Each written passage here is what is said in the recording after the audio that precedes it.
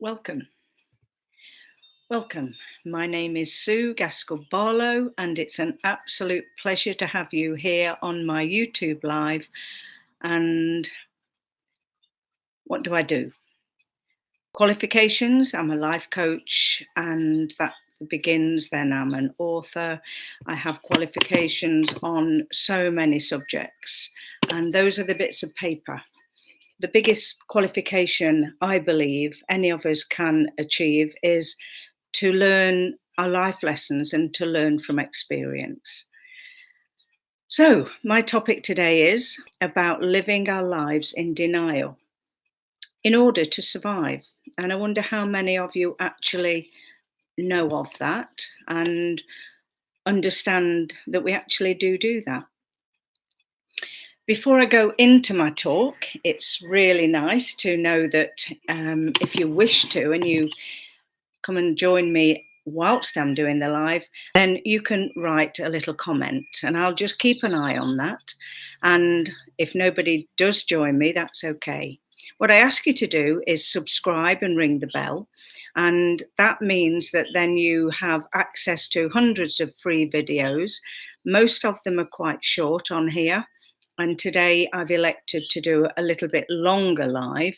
And the reason is because it's quite a big subject and people have been saying that they'd like me to do longer lives. I'm happy to do that. And the reason I do the work I do, and all that you see on YouTube, Facebook, they're all free, is because of how my life's been, what I've learned, and I've certainly made lots of mistakes. We all do. We're human. And because I have learned so much and come out of the horrendous misery that I lived my life in, I wanted to put something back. And I know from the years I've been doing this that a lot of people are benefiting from some of the things I talk about. So, what gives me this confidence to do this very worthwhile job? And also, it has its moments because, of course, you are wide open for people giving their opinions and saying some pretty harsh things sometimes.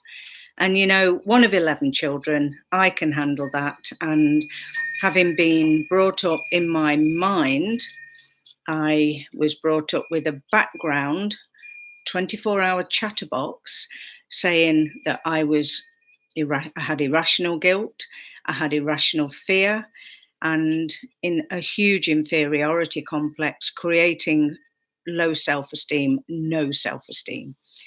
And my journey of trying to make sense of my life and the world from the experiences I've had led me to have a nervous breakdown in 1991. And at that time, it must have been quite difficult living with me. I was very, high and low.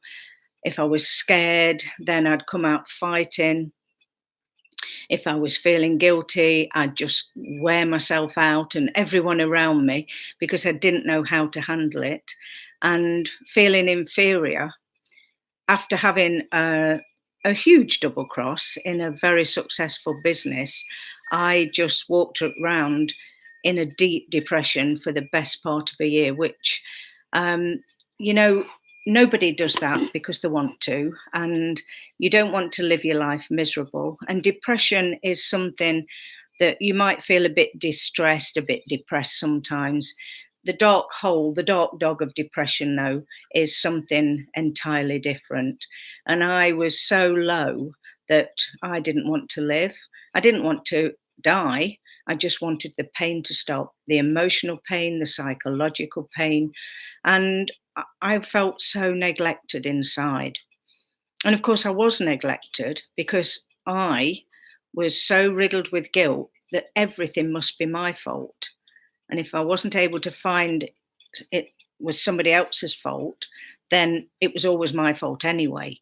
And on the odd occasion when I used to, quite a gentle soul until I'd just come out and absolutely shout my head off, then it must have been really difficult to be around me, walking on eggshells. And for that, I have such sadness. And my hope is that not too much damage was done. And for the main, my children tell me that I did more things okay than not. And so I went through a process of 2 years, in fact, of day therapy, a place called Thornhill, which is no longer in existence, a fantastic brand new venture of which I will be eternally grateful to a wonderful gentleman there. I'll call him Haru. And not sure that he'd want me to say his full title at this stage. However, he was amazing, and we were so completely oblivious of what he was trying to teach us. And now, 20, 30, 40 years on, as time goes on, I now begin to see and understand what he was trying to teach us.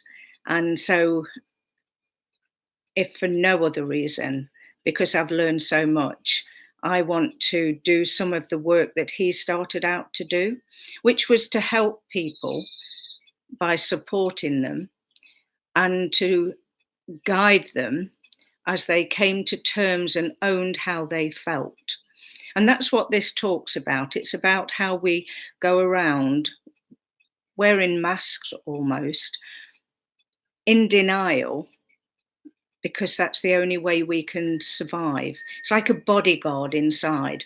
And this bodyguard in the ego, the programming, is, we think, our friend, protecting us, looking after us, caring for us. When in reality, it's a protection that keeps us locked inside and keeps us from finding the freedom of self-awareness. So what is this role that we play and how does it work? Now, I listen, learn, read avidly until I feel that I've understood pretty much what the experts say. And this is the scientists that are now understanding so much more about our lives and how we are the way we are and why we're the way we are. And the most exciting news is we're not our personality that we have had for since we were growing. We're not our personality. That personality was something that we learned. Now, the greatest gift I can give myself or to pass on to you is to say, this is the person Sue. This is the reality I'm in. So I can recreate my personal reality in the moment.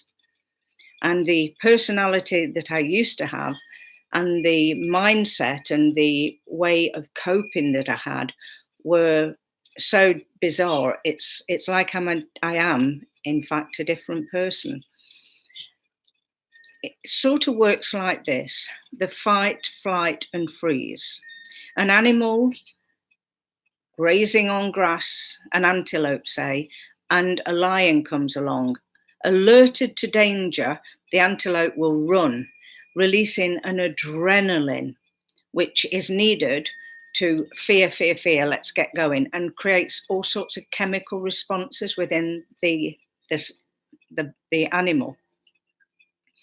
If the animal gets away, and if you had been watching this series, you'd see that animal, that same little antelope, grazing happily, danger gone, and back to normal until the next time. Now, imagine we have the same type of mindset within us. The alert, we're here, and we're alerted by vibrational energy to danger. There's a huge difference, though. We think there's a lion in the room going to attack us on a regular basis. And unlike an animal, we don't just settle back when the crisis is over. It can carry on for an hour.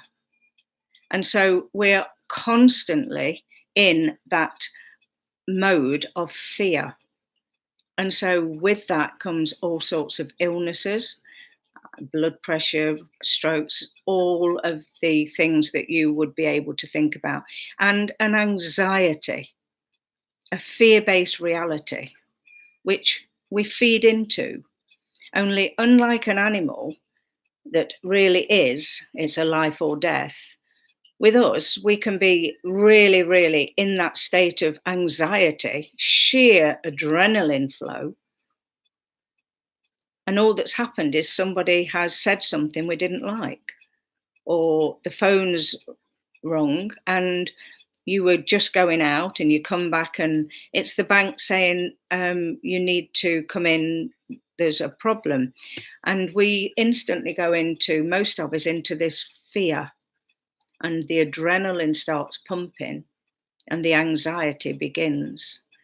And we can live our lives in that stance, creating imbalance and disharmony inside the body, and ill health is a direct result.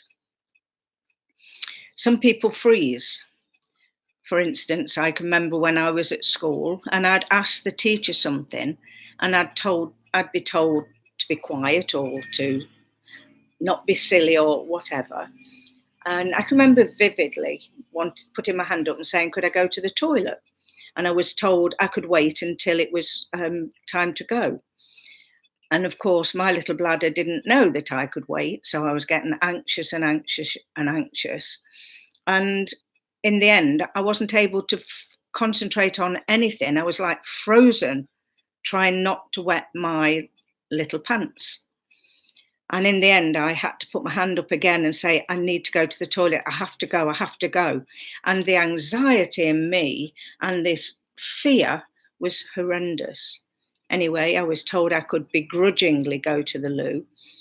And imagine the humiliation of this little girl, 5 or 6, just walking through the classroom with little spots of water, showing everyone that it was too late.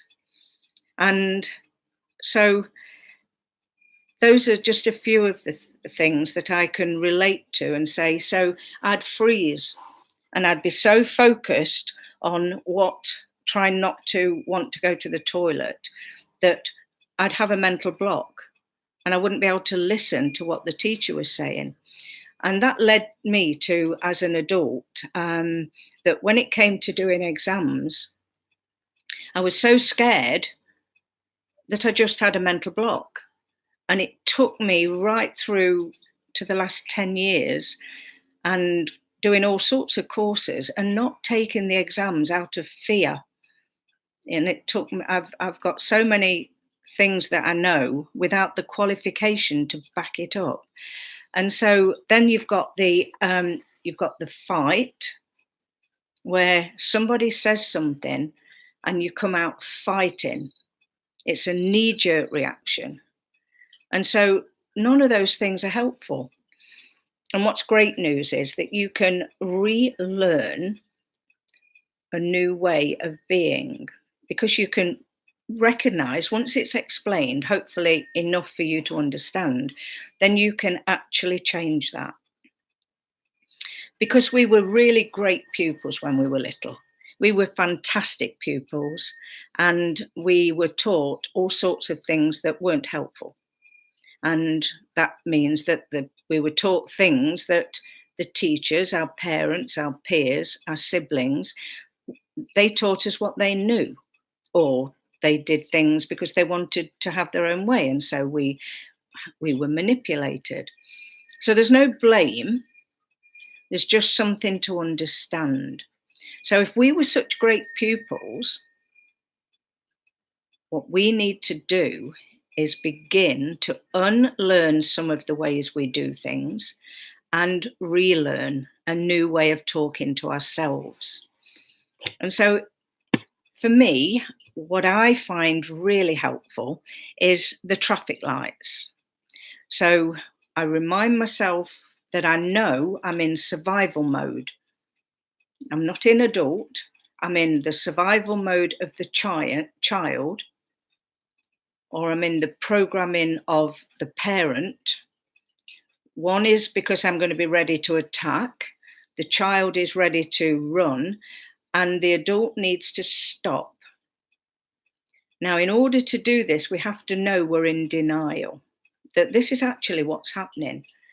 And only you know what your life's like and what you're like in social situations. And if in fact this is making any sort of sense to you and rings a bell, it's a bell of truth, a little wake up call, a realization.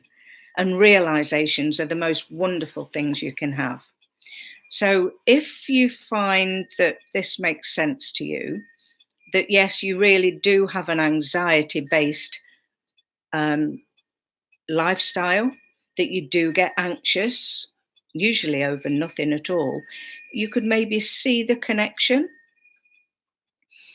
And so on this one occasion, I'd like to explain a really simple way of acknowledging it's happening, then making a decision to change it, and then learning how to do that. So it's stages. The first thing is well done if you think, oh, I wonder if I do that. And you might want to listen to this again because it really, and pen and paper, write things down. And so what I always say to people is, right, let's have the 16-second breath. That means for 4 seconds you breathe in, for 4 seconds you hold your breath, for 4 seconds you breathe out, and for 4 seconds you hold the breath. And what this does is relax the body and leave some space, and you come out of the chatterbox in your head and come to this place where you'll be open to maybe learn something new. So let's do that together. So nicely, if you can sit up straight, uncross your arms and legs and take a nice breath in.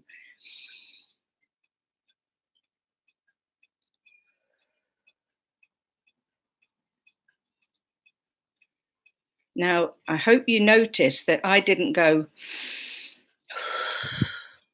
because that's collapsing everything inside. We need to make a space inside. Yoga's great for teaching you that.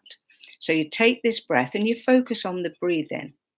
That gives your mind a few seconds of not thinking, hopefully bringing you into this place of awareness. Right, now I want you to just imagine of somebody or something that would instantly create an anxiety in you. I can remember when I got the young children and not enough money to pay the rent, it would be the rent man calling. Some of the things that have happened in my lifetime, it's a good job we have a sense of humour. So think of something, and I want you to then just focus nicely on your breathing and just see what your mind does. So the anxiety starts lifting.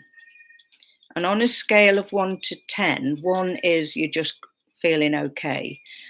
2, you begin to feel a little bit uncomfortable. 3, a bit anxious, and it starts building in that way.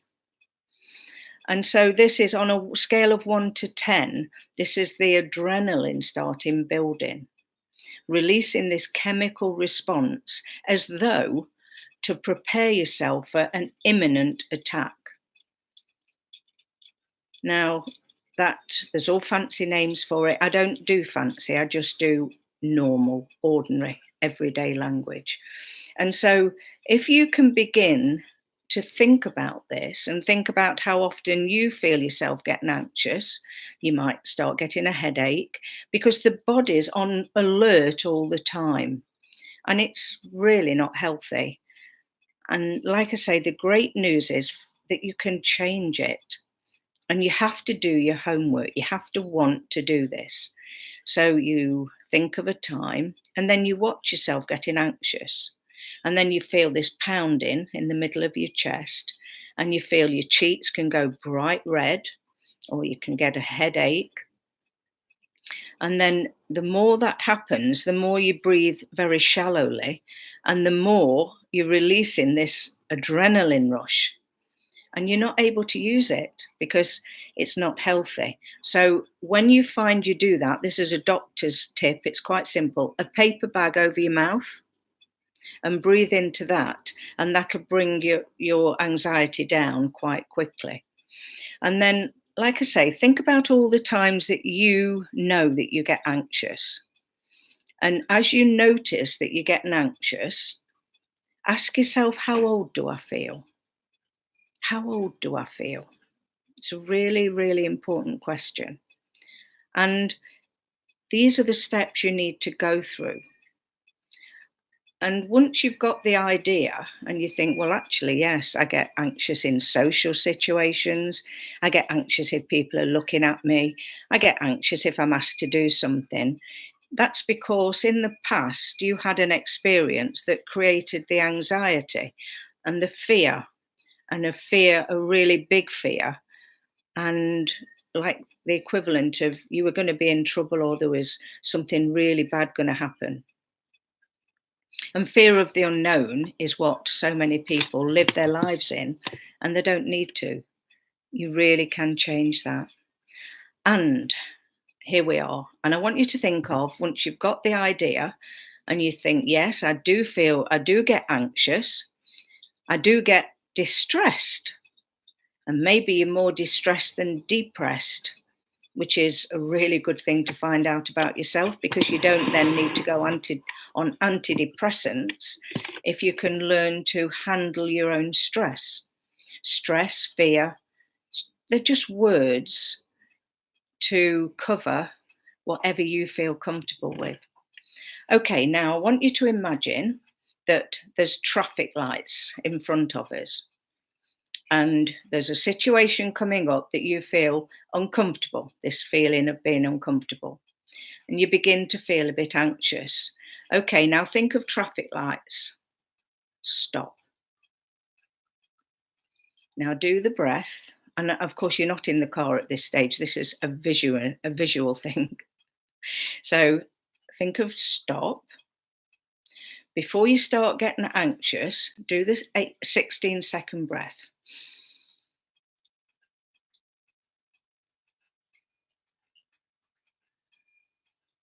This gives you time to think. Now, is there a tiger in the room? No. Can whatever I feel anxious about be resolved? Yes. So I've no need to get upset.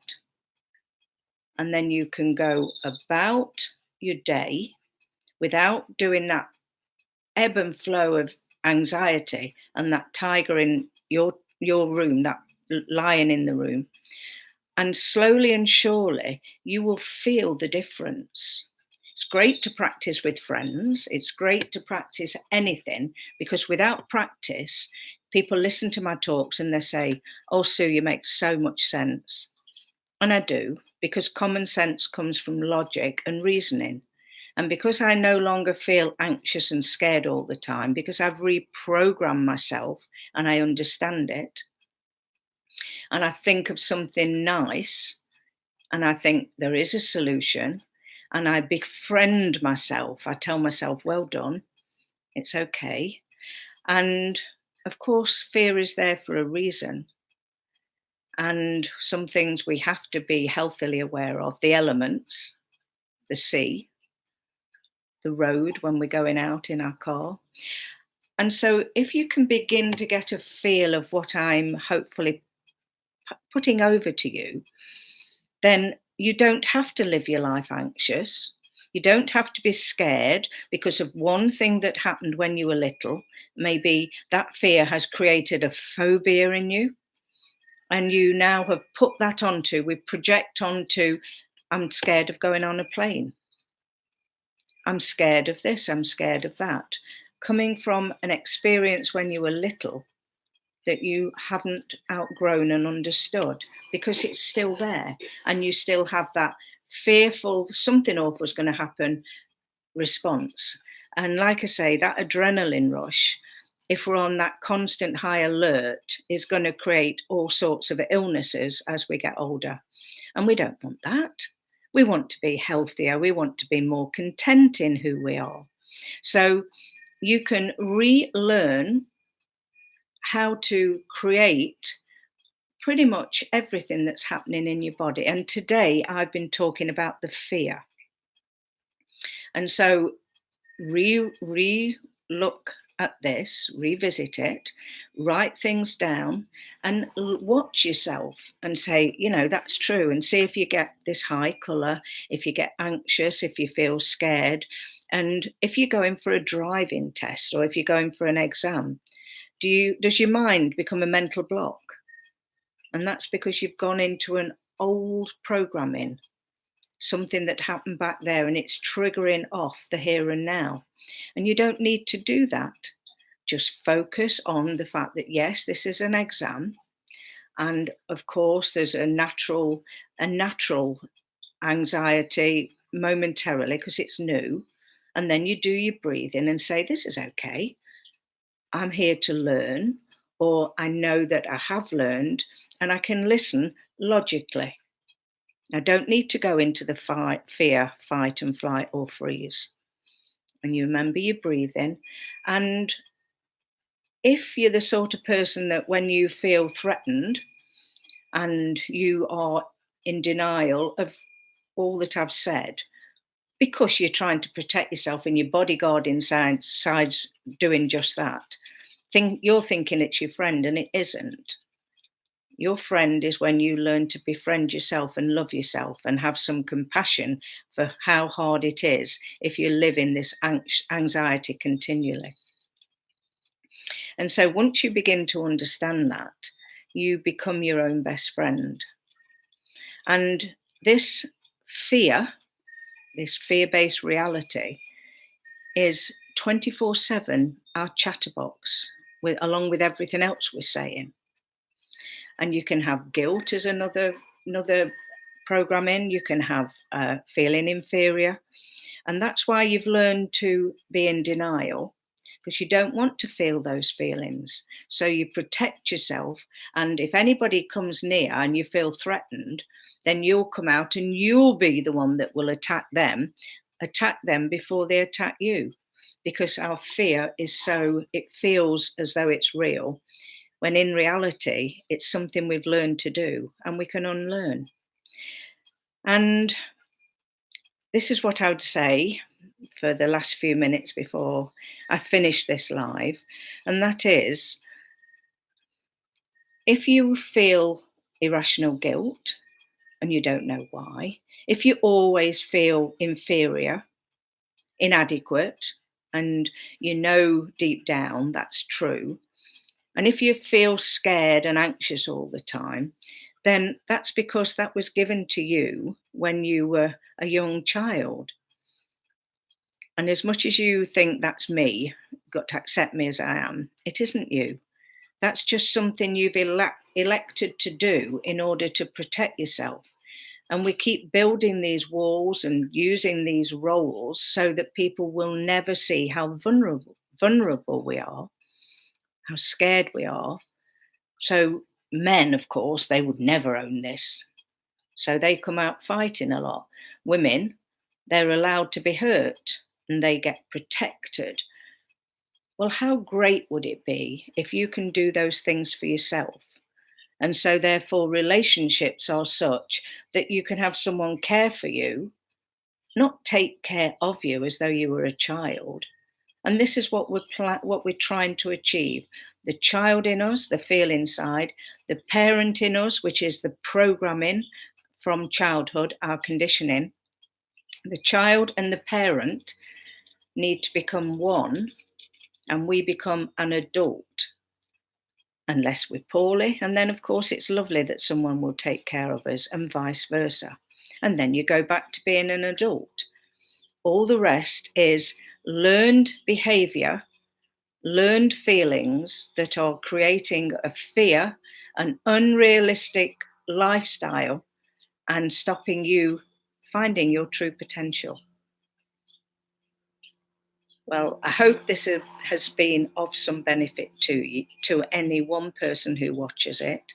And like I say, watch it again, write things down, remember the traffic lights, remember to check how often you feel anxious. And if people say, oh, yes, I've got anxiety problems, that is just not so. It doesn't matter if the doctor tells you. Look at why. Look at the deeper meaning. and make sense of things, because you can change anything that's not working for you. Absolutely anything that isn't working for you, you can change, because you're a very bright pupil.